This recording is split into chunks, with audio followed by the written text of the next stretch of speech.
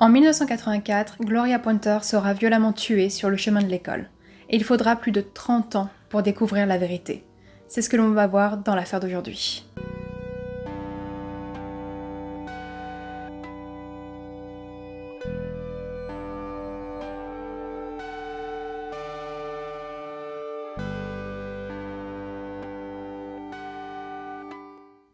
Gloria Pointer, c'est une adolescente de 14 ans qui vit avec sa mère Yvonne à Cleveland, qui se situe dans l'état de l'Ohio.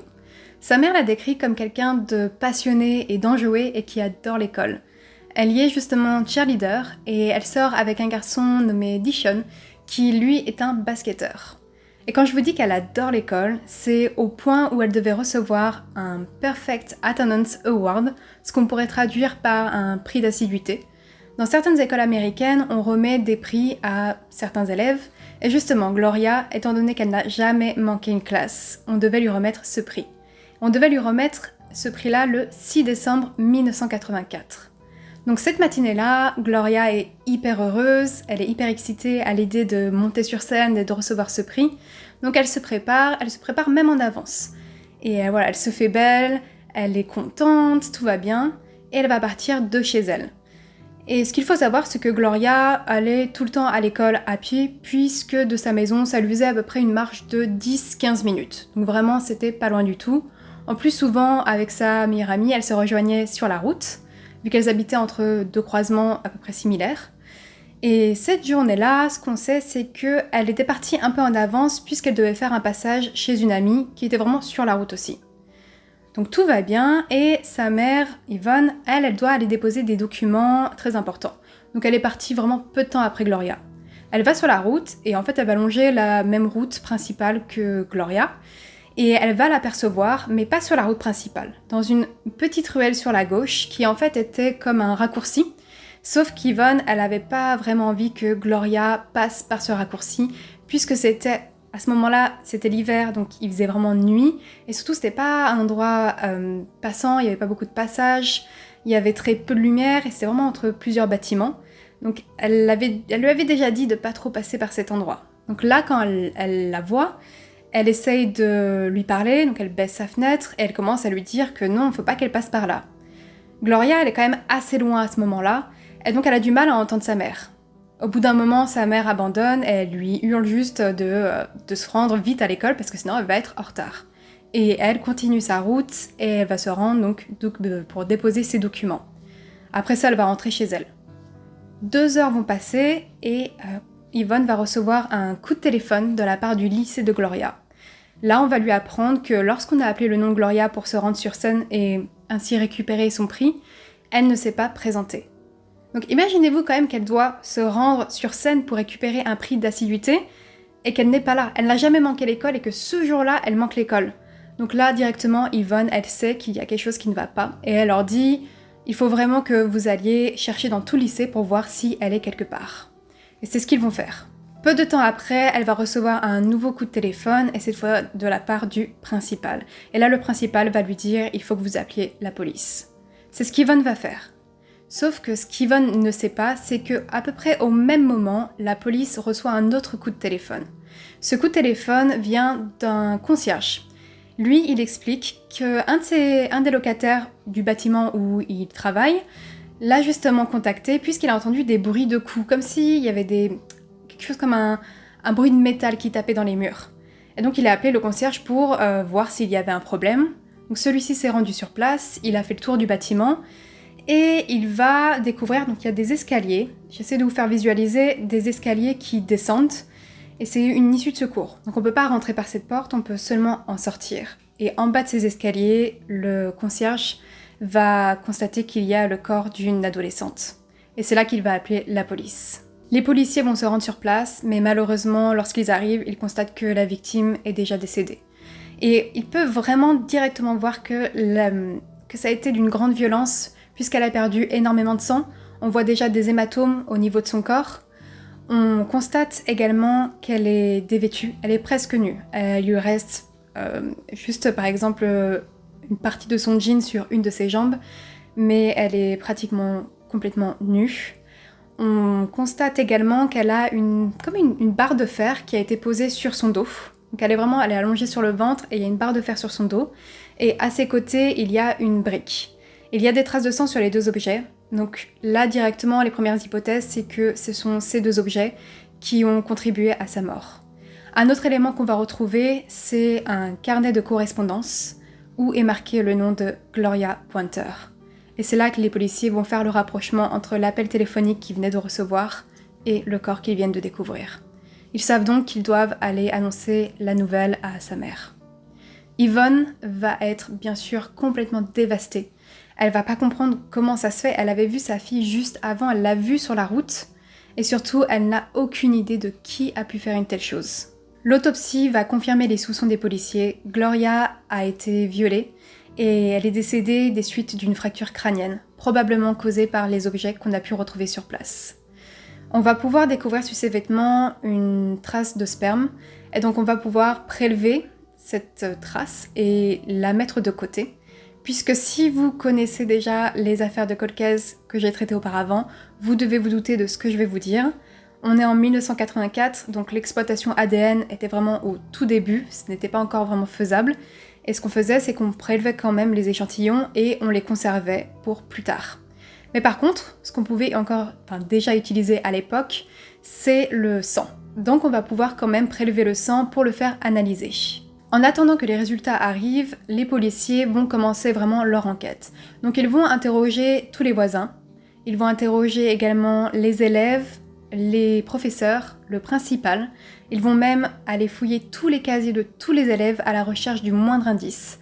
Malheureusement, ça ne donne absolument rien. Mais finalement, on a quand même un adolescent qui va parler. Et lui, il va expliquer que ce matin-là, il se rappelle avoir vu Gloria, justement vers la zone où on l'a retrouvée. Il se rappelle qu'il l'a vue, elle n'était pas seule. Elle était en compagnie d'un homme et elle discutait. Malheureusement, il n'a pas pu voir cet homme puisqu'il était de dos par rapport à lui et qu'il avait également une capuche. Donc il ne peut pas identifier qui était cette personne, mais par contre, il dit qu'il a observé le visage de Gloria lorsqu'elle discutait et qu'elle avait l'air d'aller bien, elle n'avait pas l'air d'être effrayée ou il n'y avait pas quelque chose qui avait l'air de la contrarier, ça avait vraiment l'air d'être une conversation tout à fait normale.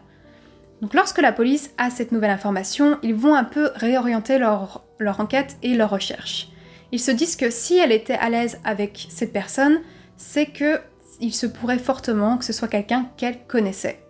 Donc là, ils vont commencer à établir une liste des personnes de son entourage, mais ils ont également accès à son journal intime. Donc ils vont pouvoir observer les noms qui reviennent le plus fréquemment. Et si vous vous rappelez, je vous ai dit qu'elle avait un petit ami qui s'appelait Dishon. Donc bien sûr, ça paraît évident, c'est le nom qui va revenir le plus fréquemment. Ils vont donc interroger Dishon et lui va répondre directement qu'il se trouvait à l'école, donc ça ne pouvait pas être lui. On va vérifier son alibi et effectivement, au moment du meurtre, il était déjà présent au lycée. Donc il va être rayé de la liste des suspects. On va continuer à chercher d'autres noms dans ce journal intime et un autre va commencer à ressortir de plus en plus souvent. Et il s'agit de Anderson Pointer. C'est donc l'oncle de Gloria, pardon. Et cet oncle, en fait, il a que 3 ans de différence avec Gloria. Donc ils n'ont pas vraiment une relation oncle-nièce, mais ils ont plus une relation frère et sœur. Ils sont vraiment très très proches, ils passent énormément de temps ensemble, ils sont très fusionnels. Donc c'est vraiment plus une relation frère et sœur. Ils vont donc l'interroger, lui va catégoriquement nier les faits, il va expliquer qu'il n'a rien à voir avec cette affaire, et il va accepter de donner son sang pour qu'on puisse le comparer à celui qu'on a recueilli sur place. En attendant, on va le laisser repartir chez lui puisqu'on n'a pas d'éléments concrets contre lui. Les résultats vont revenir et le sang de Anderson ne correspond pas à celui qu'on a retrouvé sur place. Ce n'est pas le même type sanguin. Donc il est, lui également, rayé de la liste des suspects. Et là, les policiers se retrouvent un peu sans vrai suspect, ils commencent à être dans une impasse. Ils essayent de penser à d'autres possibilités. Et une des inspectrices, justement, commence à se dire qu'elle va regarder tout ce qui a été commis ce jour-là, ce qui a été reporté. S'il y a eu des délits, s'il y a eu des problèmes dans la journée. Et elle va justement découvrir qu'un homme a été arrêté ce jour-là, puisqu'il avait tenté d'enlever une fillette de 11 ans. Heureusement, il a été intercepté avant. Et l'autre élément qui fait un peu le lien, c'est que cet enlèvement s'est passé dans la même zone que là où on a retrouvé le corps de Gloria. Cet homme, c'est un homme de 28 ans qui s'appelle Rommel Broom. Et il est déjà recherché par la police puisqu'il était suspect dans la mort d'une adolescente de 14 ans qui se nommait Trina Middleton et qui s'était déroulée il y a donc 3 mois. Après son arrestation, Rommel va rapidement avouer le meurtre de Trina, mais par contre il va catégoriquement nier le fait qu'il soit responsable du meurtre de Gloria. Il va dire que non, Trina c'est lui, mais Gloria ce n'est absolument pas lui. Sauf que là, les policiers pensent qu'il y a déjà trop de coïncidences. Et donc ils vont se convaincre que c'est cette personne. 10 mois vont passer et Rommel va être condamné à mort pour le meurtre de Trina. Et c'est vrai que les policiers, vu qu'ils sont toujours convaincus que c'est cette personne, ils vont commencer à vraiment essouffler leurs recherches, à faire de moins en moins d'enquêtes autour, puisqu'ils se disent que de toute façon, le meurtrier est déjà derrière les barreaux. Même s'il a été condamné pour une autre affaire, ils se disent que au moins c'est plus ou moins réglé. Après, peut-être que vous posez la même question que moi je me suis posée pendant mes recherches, étant le fait de est-ce qu'ils ont fait une comparaison entre le sang qu'on a retrouvé sur place et celui de Rommel. Et honnêtement, je n'ai pas trouvé une seule information par rapport à ça. Après, ça me paraît logique qu'ils aient au moins fait la comparaison entre les deux sangs, mais je peux pas le confirmer ou dire que c'est complètement faux, puisque je n'ai pas eu d'informations officielles à ce sujet. Mais en même temps, même si le sang, le type sanguin était le même, ça ne voudrait pas dire que c'est forcément cette personne, parce que ce n'est pas un ADN qui va vraiment identifier un individu. Ça va plus identifier une catégorie de personnes. Yvonne, de son côté, n'est pas forcément convaincue. Elle entend les convictions des inspecteurs et elle comprend qu'il y a énormément de coïncidences entre les deux jeunes filles. L'âge, à peu près le même mode opératoire, le fait qu'on ait arrêté Rommel dans la même zone, mais elle a quand même besoin de quelque chose de plus concret. Puis le fait aussi qu'il ait avoué assez rapidement le meurtre de Trina, mais qu'il a nié le meurtre de Gloria. Et donc c'est vrai qu'elle a besoin d'éléments, mais ces éléments n'arrivent pas. Et c'est là qu'elle va prendre une décision. Elle va décider d'envoyer elle-même une lettre à Rommel directement en prison. Ils disent que vous avez tué Gloria Pointer, et si vous l'avez fait, j'ai besoin de le savoir. Malheureusement, Rommel ne répondra jamais à cette lettre. Et le temps va passer comme ça. Sauf qu'Yvonne, malgré les années qui passent, elle n'arrive pas à avancer, et surtout le fait qu'elle n'ait aucune nouvelle, qu'il n'y a rien qui avance, et qu'elle se sent un peu impuissante face à ça. Donc elle essaye de trouver des solutions à sa manière. Et elle va commencer par aller rendre visite à des prisonniers. En fait, son but derrière ça, c'est vraiment de leur poser des questions et de peut-être obtenir des informations et de possibles pistes à propos du tueur de Gloria. Elle va également faire parler de plus en plus de l'affaire pour pas qu'elle soit oubliée. Donc elle va en parler dans les médias régionaux au début et elle va aller jusqu'à aller dans un talk show d'Oprah Winfrey pour pouvoir parler de cette histoire. Yvonne va devenir une véritable militante. Elle va continuer d'aller voir les prisonniers. Elle va également créer une association au nom de sa fille. Elle va avoir un impact jusqu'au Ghana puisqu'elle va créer une école là-bas au nom de sa fille. Et elle va également recevoir un Essence Awards pour ses accomplissements. I accept this Essence Award on tonight on behalf of every innocent child that lies in a premature, cold and isolated grave. I don't stand here in glory, but I stand here between pain and joy. Sometimes we take for granted this precious thing called life. We assume that it is guaranteed to us, but I tell you tonight it is a gift. And if we don't start acting like it, God is going to reveal himself to each and every one of us. Our children had a right to live. Our children had a right to live.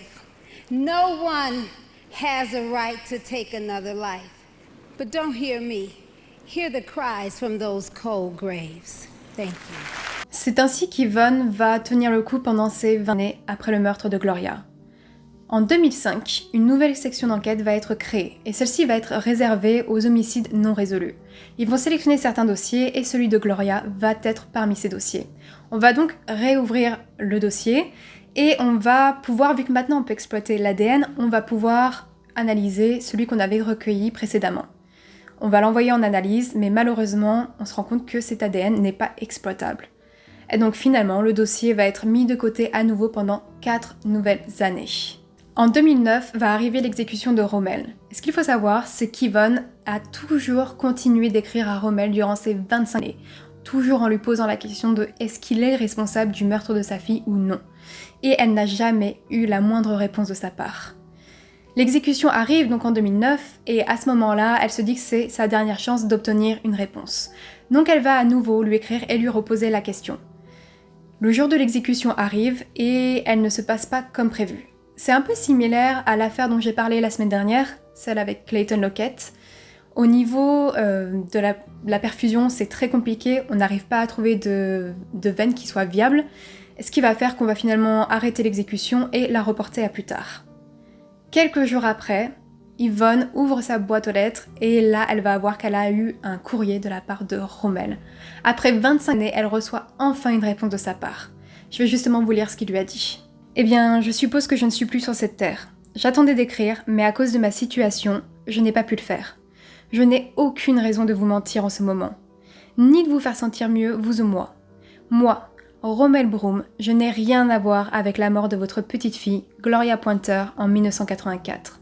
J'espère que vous continuerez à chercher cette personne, parce que je pense qu'elle estime qu'elle s'en est tirée, puisque la police pense que je l'ai fait, alors que ce n'est pas le cas. Bien sûr, la famille de Gloria va directement communiquer cette information aux policiers et ils vont en même temps donner d'autres noms de suspects potentiels. Les policiers vont enquêter sur ces personnes, mais malheureusement, aucune de ces pistes ne va donner quelque chose. Et l'affaire va encore une fois être mise de côté.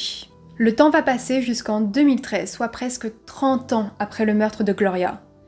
Et en 2013, une des tantes de Gloria est sur son ordinateur et elle découvre un article qui parle de viols qui ont été résolus avec même des échantillons d'ADN très minimes. Donc vraiment ça parle du fait que la technologie actuelle permet de faire de meilleures investigations au niveau de l'ADN. Et donc là directement, elle se dit pourquoi pas pour Gloria. Donc elle va contacter le journaliste qui était en charge de cet article. Ce journaliste va directement la relier avec un procureur. Et ce procureur, en entendant l'histoire de Gloria Pointer, va contacter les autorités et leur demander de réexaminer les échantillons qu'ils avaient. Ils vont le faire, ils vont lancer les analyses et en fait ils vont découvrir que ces échantillons ont été compromis. Donc il y a des chances que ce soit pour ça déjà que les anciennes analyses n'avaient rien donné de concret. Et heureusement, les affaires de Gloria ont toujours été conservées et la technologie actuelle nous permet de faire des grandes choses. Donc ils ont pu prélever un nouvel échantillon à partir de ses vêtements et ils l'ont envoyé à nouveau pour une analyse. Le 30 avril 2013, les résultats vont tomber et on a une correspondance avec un homme nommé Warren Hernandez. Warren Hernandez, c'est à ce moment-là un homme de 58 ans. Il est déjà connu des forces de l'ordre parce qu'il a fait 16 ans de prison auparavant pour le cambriolage et le viol de 2 femmes. Le 13 mai 2013, on va finalement se rendre à son domicile, l'interpeller et l'arrêter. Le problème qui se pose aux policiers, c'est que cet ADN, il va permettre de prouver le viol. Sauf que 30 années sont passées et qu'on ne peut plus en fait le poursuivre au sujet du viol, on peut juste le poursuivre au sujet du meurtre. Sauf que cet ADN, Warren, il peut très bien dire oui, c'est vrai, j'ai une relation sexuelle avec elle. Après moi je suis partie, elle était vivante et je sais pas ce qui lui arrivait après. Donc en fait c'est juste on n'a pas d'éléments concrets à ce moment-là et tout ce qu'il faut absolument c'est avoir des aveux de sa part. You got to get it off your chest. This is gonna be messing with you till the day you die. I'm ready to die now. Her foot was on the step, right here. Her left foot was on the step. This hand was up on the wall. And she was like this, and she was sniffing. She said, "Mommy." My mommy. She said, "Mommy." She called for her mama. That's why I ran, because I was She scared. wasn't that type of girl that you usually mess scared. with. She called for her mama. Just kill me now, man. Just kill me. It just happened so fast. Did you do this? Yes, Did you rape her? yes, And did you kill her? yes. She hadn't even lived, man. You were double her age. Damn near. She didn't deserve that. Il va donc expliquer que ce jour-là, il était sous l'influence de la drogue, qu'il a croisé Gloria, qui était sur le chemin de l'école, et qu'en fait directement il l'a attaquée, il s'est saisi d'elle et il l'a amenée jusqu'en bas des escaliers. Il va à ce moment-là la violer et après ça elle va essayer de s'enfuir, sauf qu'il va la rattraper, la ramener aux escaliers et c'est là qu'il va se saisir des objets qui sont autour de lui, donc la barre de fer et la brique, pour la frapper violemment jusqu'à qu'elle ne montre plus de signes de vie. Et après ça, il s'est enfui. Il sera jugé le 22 mai 2014, il plaidera coupable. Mais il plaidera coupable principalement pour éviter la peine de mort qui est possible dans l'état de l'Ohio. Et il va être condamné à la perpétuité. Yvonne continue son combat. Elle est maintenant reconnue comme philanthrope, humanitaire, auteure, conférencière et évangéliste. Rommel, de son côté, est décédé l'année dernière en 2020, et non pas des suites de son exécution. Si vous vous rappelez, son exécution avait été reportée, et en fait, elle n'avait toujours pas eu lieu, il était toujours en attente. Et d'après les informations que j'ai lues, il est décédé des suites de complications après qu'il ait contracté la Covid. Donc c'est les informations que j'ai lues, en tout cas, lorsque j'ai fait mes recherches. Concernant Warren, lui est toujours en prison et il pourra demander la liberté conditionnelle en 2043. J'ai trouvé que c'était une affaire incroyable, comme le sont souvent les cold cases, et pour moi c'était surtout ce qui m'a le plus touchée, c'était le fait de voir qu'Yvonne a fait de son drame un combat et qu'elle a transformé quelque chose d'abominable en quelque chose de génial, qu'elle puisse aider et agir autant en utilisant le nom de Gloria, donc elle fait ça à travers sa mémoire aussi, qu'elle en parle autant, qu'elle communique autant sur le sujet et qu'elle aide tant de personnes après ça. C'était vraiment quelque chose qui m'a touchée lorsque j'ai fait toutes ces recherches. Un autre élément pour moi qui mérite d'être un peu soulevé, c'est le fait que malheureusement, ce qui m'a gênée, c'est de savoir qu'ils étaient vraiment focalisés sur Rommel, que je ne sais pas s'ils ont fait donc des analyses plus directes sur lui, et même plus tard, on n'a pas forcément fait d'analyse, on aurait pu à ce moment-là faire une comparaison, comparer les ADN ou quelque chose en genre pour justement le rayer et qu'on puisse ouvrir plus de possibilités. Après, je dis pas que l'affaire aurait été résolue plus rapidement, mais je pense que peut-être que ça aurait pu être le cas, ou en tout cas on aurait pu envisager d'autres hypothèses. Donc ça a été pour moi assez similaire au cas de Angela, dont j'avais parlé précédemment, où là aussi ils s'étaient vraiment focalisés sur une personne et qu'ils en étaient convaincus et qu'ils n'ont pas vraiment ouvert d'autres possibilités. C'est la fin de cette affaire, mais pas de la vidéo, puisque je voudrais prendre quelques minutes pour vous remercier. On a passé les 10 000 abonnés. Lorsque vous regarderez cette vidéo, ça fait probablement quelques semaines, mais j'avais pas pu faire de vive voix auparavant, donc je tenais vraiment à le faire. Donc merci pour votre soutien, merci pour vos encouragements et également vos conseils. Et j'espère que ce que je vais produire par la suite va toujours vous plaire. Même peut-être encore plus vous plaire. Et pour ça, vu que c'est un peu plus spécial cette vidéo, je vais aussi vous donner un petit bonus après. Ce sera histoire que vous voyez ce qui se passe lors du tournage, que vous ne voyez pas lorsque je diffuse ma vidéo après le montage. Je me suis dit que ça pourrait vous plaire et que vous allez comprendre que finalement, il vaut mieux manger avant de tourner. Vous allez sûrement comprendre pourquoi je dis ça. Juste avant de vous mettre ça, si vous avez aimé la vidéo, n'oubliez pas de la liker. N'oubliez pas également de vous abonner et d'activer la petite cloche pour les notifications. Et nous, on se retrouve la semaine prochaine pour une nouvelle affaire. Et je vous laisse avec le bonus. Ne puisse y parvenir.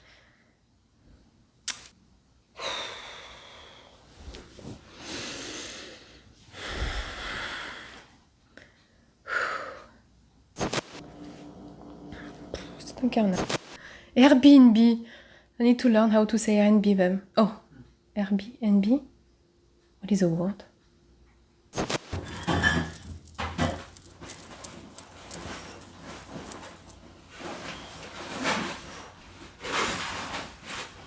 Norman Gillis. Malheureusement, son père a des problèmes d'alcoolisme. Ça va être dur.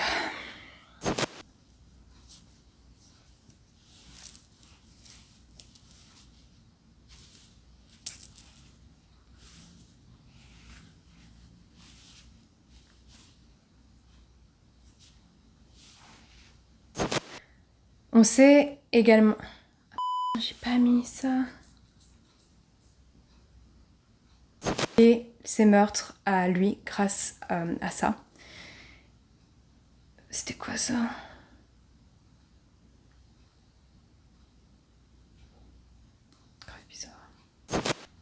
Donc pendant ses confessions, Sean semble assez conscient de ce qu'il a fait. Il ne cherche... Oh merde. Il va alors regarder Alonso. I don't know, you put it all the way back, right? The hair? Yeah, oui. Something like that then. Gotta be your stylist.